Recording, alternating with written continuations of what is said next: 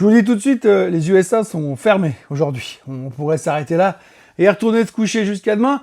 Non, parce qu'en plus que les Ricains qui sont pas là, les Chinois sont en vacances toute la semaine pour pouvoir fêter leur nouvel an à eux. Dans la foulée, Taïwan est fermé aussi, ainsi que le KOSPI sud-coréen. Comme c'est à peu près le seul marché qui cartonne en ce moment, ça va nous casser le rythme de la motivation. Après, ça nous donne un peu de temps pour se chauffer et pour gamberger sur les chiffres de la semaine dernière et voir si on a raison d'espérer. Si on a raison d'espérer qu'un soft landing se produise. Non, parce que les deux chiffres de la semaine dernière, c'était quand même pas rien. On a eu à boire et à manger, et ce qu'on en retient, c'est que l'économie est au top de sa forme, mais sans créer d'inflation. Tous les 3 jours, tu as des articles dans le Wall Street Journal qui disent que les Américains ont de plus en plus de peine à payer leur note d'électricité, mais heureusement, tout va très bien. Probablement que les Américains qui se plaignent sont des démocrates. Bienvenue dans ce Morning Bull Live, je suis Thomas Veillet, et nous sommes le 16 février 2026.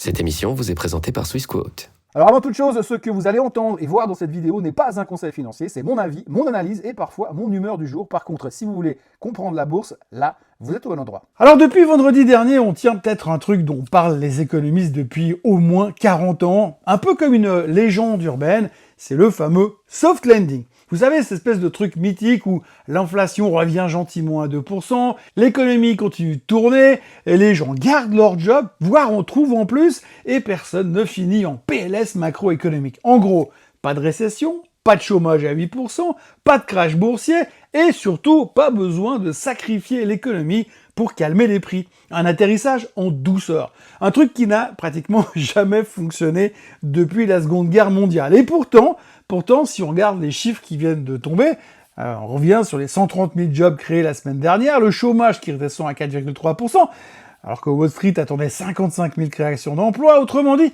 on s'attendait à un moteur qui tousse, et finalement, on a un moteur qui redémarre presque avec une sonorité plaisante. Et puis, surtout, c'est là que ça devient super intéressant, c'est que la moyenne sur 6 mois recommence à monter gentiment. Alors après, mon côté sceptique dira que ça serait quand même pas la première fois que le BLS se planterait ces 40 dernières années. Je me souviens même carrément d'une époque où les NFP étaient sortis nettement, mais alors nettement en dessous de la moyenne, du style 100 000 en dessous des attentes, et la Fed avait réagi quasi immédiatement, je crois même que c'était sur un meeting qui n'était pas prévu, baisse des taux en express pour sauver l'économie. Et ouf, on était sauvés. Merci la Fed. Et puis le mois suivant, le BLS revient et dit « Oups, désolé, on s'est gouré, on avait juste oublié d'intégrer 100 000 jobs dans l'administration fédérale. My bad !» Et à votre avis, le marché, il a fait quoi?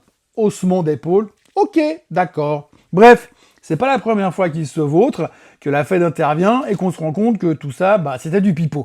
Mais cette fois, c'est pas pareil, parce que là, cette fois, c'est sûr, c'est différent. Selon les dieux de la finance, ce qu'on voit n'est peut-être pas un accident statistique. Ça ressemble même à un marché du travail qui se stabiliserait, pour autant que les chiffres soient justes. Alors qu'on commençait doucement à parler d'un chômage qui glisserait vers les 5%, eh bien, pour l'instant, il n'y a rien qui glisse, ça tient, au contraire. Et l'inflation, c'est là que le scénario devient quasi hollywoodien.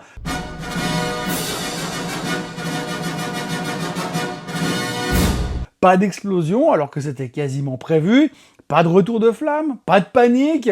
L'inflation est décrite comme, je cite, « calme comme un cerf ».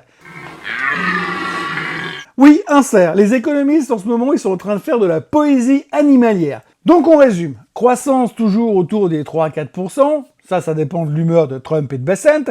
Marché de l'emploi qui se redresse, en tout cas en janvier, malgré qu'ils ont quand même annoncé 100 000 licenciements un peu partout, et une inflation qui se détend. Alors franchement, si vous m'aviez raconté ça en 2023, je vous aurais demandé ce que vous étiez en train de fumer. Et la Fed dans tout ça, c'est la question. Si le marché du travail tient, si l'inflation ralentit, si la croissance reste solide, si, pourquoi couper les taux? Mis à part parce que Trump en a envie. Depuis 3 ans, tout le monde vit avec l'idée que la Fed doit baisser les taux pour sauver l'économie. Vu l'emploi, là aujourd'hui, c'est même pas sûr. Mais vu l'inflation, il y a peut-être de la marge. Et là, je sais pas si vous voyez le piège qui arrive à grande vitesse, parce que si on n'a pas besoin de baisser les taux, ça veut dire que la politique monétaire restrictive fonctionne. Et là, Ça, c'est un message très différent pour les marchés. Parce que dans cette histoire, il y a quand même quelques zones d'ombre. Premièrement, le rebond de l'emploi vient essentiellement du secteur de la santé, donc pas exactement le signe d'une explosion industrielle. Deuxièmement, certains économistes restent franchement sceptiques. Il y a encore des rapports qui traînent et qui parient sur un 4% d'inflation cette année, et les gars persistent. Et là, le scénario est en train de changer quand même complètement. Parce que si l'inflation repart, la Fed se retrouverait behind the curve.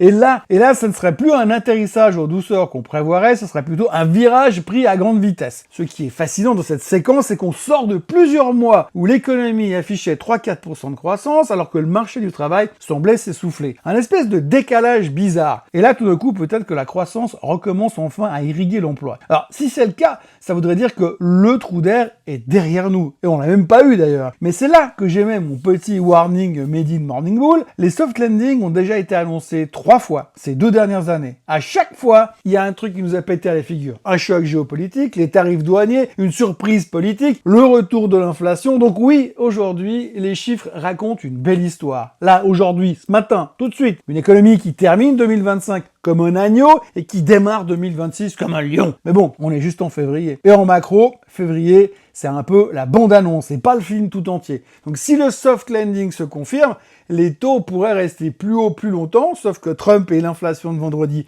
pensent un tout petit peu le contraire et que les experts anticipent déjà des baisses de taux pour cet été. Mais entre deux, les actions devront justifier leur valorisation sans perfusion monétaire. Et le dollar pourrait donc rester un peu plus solide que prévu. Mais si l'inflation repart, alors là, on risque de redécouvrir la volatilité version 2022. Pour l'instant, on a un scénario presque idéal. Une inflation qui ralentit, une croissance qui tient, un chômage qui baisse. C'est le triangle parfait. Reste à voir si maintenant c'est une trajectoire durable ou si c'est simplement le calme avant la prochaine statistique qui fera changer de consensus. Alors perso, une chose est sûre, c'est que je ne célébrerai jamais un soft landing tant que les roues n'ont pas toutes touché le tarmac. Mais une chose est sûre, c'est que ces prochains mois auront le mérite d'être passionnants. Ce matin, le Canada est fermé, la Chine est fermée, et pour toute la semaine, les USA sont fermés pour cause de President Day, Taïwan est fermé, et la Corée du Sud est fermée. Autant vous dire que ça sera pas la séance du mois. Par contre, le Japon est ouvert, le Nikkei est légèrement en hausse après avoir ouvert en baisse. On parle beaucoup du PIB qui a été publié ce matin au Japon, un 4e trimestre qui a déçu, croissance à 0,2%. C'est pas la récession, mais pas loin, parce que le marché attendait 1,6%. Autant dire que l'ambiance là-bas, elle est pas super rose. Les entreprises investissent peu ou pas, les exportations sont molles, la consommation privée manque d'énergie, même les mesures de relance annoncées par Takaichi fin 2025 n'ont pas vraiment réveillé la machine. Bon, c'est peut-être encore un peu tôt pour te sentir, mais il faut quand même le reconnaître. La bonne nouvelle, si on peut appeler ça une bonne nouvelle, c'est que cette faiblesse économique réduit la probabilité de nouvelles hausses de taux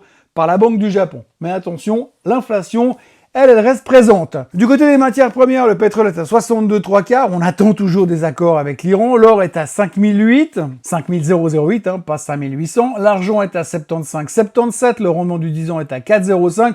On voit qu'on anticipe quand même une baisse des taux. Et le Bitcoin est à 68 400. Pour le reste, la journée risque bien d'être une de ces journées où on aurait mieux fait de rester couché. Mais au moins, l'inflation américaine, qui est enfin sous contrôle, elle devrait nous permettre de bien commencer la semaine. Puisque, encore une fois, tout va bien. N'oubliez pas de vous abonner à la chaîne Swissquote en français. Nous sommes dorénavant sur la route des 90 000 followers. N'oubliez pas donc de liker, de partager, de commenter et d'activer la cloche pour ne rien rater de la suite. Et nous, on se voit demain.